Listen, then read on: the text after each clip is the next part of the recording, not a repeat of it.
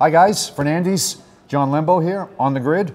John, looking ahead to this week's games, 11 district games. Last week there was only one. Yeah. I was at it. Riverview actually stayed in the hunt. They defeated Palm Harbor, previously undefeated. Huge win. Huge win. So they're 1-1. Right. But when you look at the 11 district games Friday night, right. You know, we talk about games not being competitive, being competitive. When you look at this docket, I guess the game that jumps out is Manatee at Steinbrenner. The winner sort of takes control of the district, both undefeated. Handicap that game. Has Steinbrenner really played anybody to really warrant them being the favorite in this thing?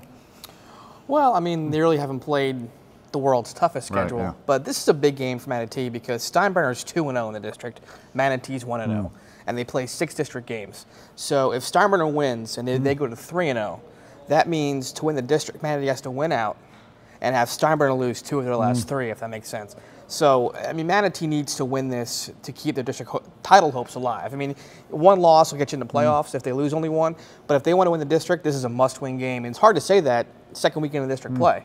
But that's who they're facing. So they have to go down. They have to go to Lutz, and they have to win this game, to me, if they want to try and win the district championship.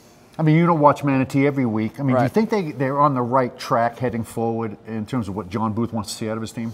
I think so. I mean, you know, they were off last week. They beat Alonzo handily a couple weeks ago. They were the better team on the field. They played like it. Only one turnover, and that was kind of questionable. It was a punt, and it rolled by the receiver, Tariq Milton, who scored in a punt earlier in the game, and the ref ruled it touched him, and Alonzo recovered it. But yeah, I mean, the penalties were still, a lot of penalties still for Manatee in that game. But yeah, I mean, they like I said, they were the better team on the field, and they played like it.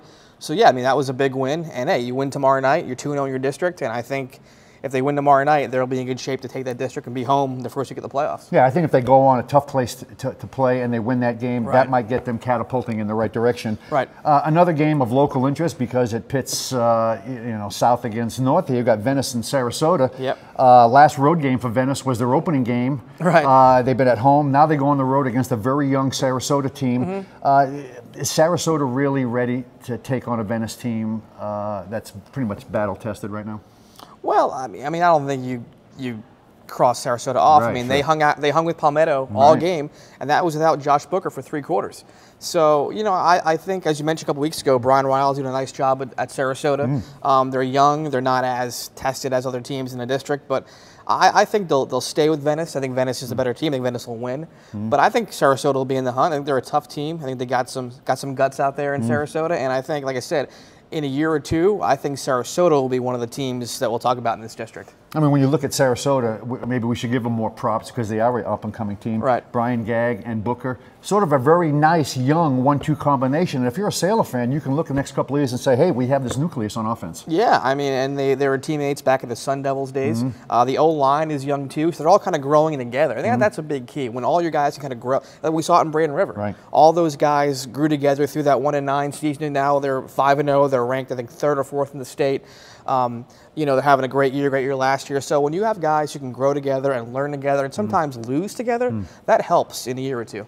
You know, we always like to do our lock of the week, and we kind of throw it in at we various made history last week in the long tradition of this show. The long tradition? We had our first unlock of the week. You picked Charlotte to beat Booker. No, I picked Port Charlotte to beat Booker, and great job by Goodwin's team at Booker. Our lead came back in the great job, guys. Well, like we try to say, we try to not pick the same team every week, but frankly, guys, there's not a lot of locks every week on the schedule. There's only 3 or 4 teams that you can count on winning every week. Right. So yeah, I screwed up. What was your lock of the week? Yours was. Mine was. Yours was a lock. Well, yeah, mine was a lock. What did I pick? It was a lock. Oh, I believe whatever I picked, I was right. Right, you were right. Yeah, exactly. I was the one, and you were so nice of it to tweet it out that I had got the only. I think I picked Palmetto Southeast. Right.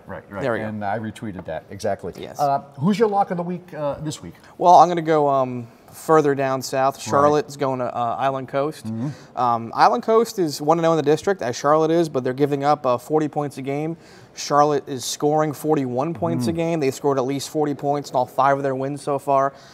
And then their defense is playing well too. Let's not forget that their defense is also Mickey Waldrop. You know, said how good their defense is when it kind of sets up the offense. So I think between the way they score points and the way they prevent points, I see them beating Island Coast and Cape Coral. Yeah, I think your lock record is going to stay intact. I talked to Binky for my Sunday Preps column, right, and they've scored 40 points, but they've also only had 3 turnovers all year. That's and when you watch football games on a weekly basis, to have 3 turnovers in 5 games, unheard of. Especially in high school football. Yeah. I mean, you don't see that too often. I mean, Port Charlotte had 4 turnovers against Booker in 1 game, and that's the reason Charlotte is doing what they're doing. Definitely. My lock of the week, it's kind of I would hope it's a lock. You got 5-0 Braden River facing 1-3 Northport. This defines the lock of the week. I think Braden River should have little difficulty in going down there and pulling out a victory. Let's talk about Kurt Bradley's team. I mean, I don't get to see them every week. I saw him last week. Yeah, you did see him last week. We tout them every week. Is this a team that could potentially challenge for the top spot in our 7 poll? We'll see. I mean, it's like I said, this is that district. It's funny. You got the 3 1-0 teams against the 3 0-1 teams this week, and that changes in a couple weeks. You're going to have Braden River, Venice, Palmetto all playing each other. It's going to be fun. I mean, Braden River, they're good. They had 6 interceptions last week. They swarmed to the football. I like their quarterback, Jacob Huseman, real heady kid. He has a confidence about it, not really a cockiness or a swagger, just a confidence that he knows where he's going with the football. They're well coached. They swarm to the ball. They don't make too many mistakes. I think it's going to be fun watching the Indians, the Tigers, and the Pirates duke it out in that district. I think it will be.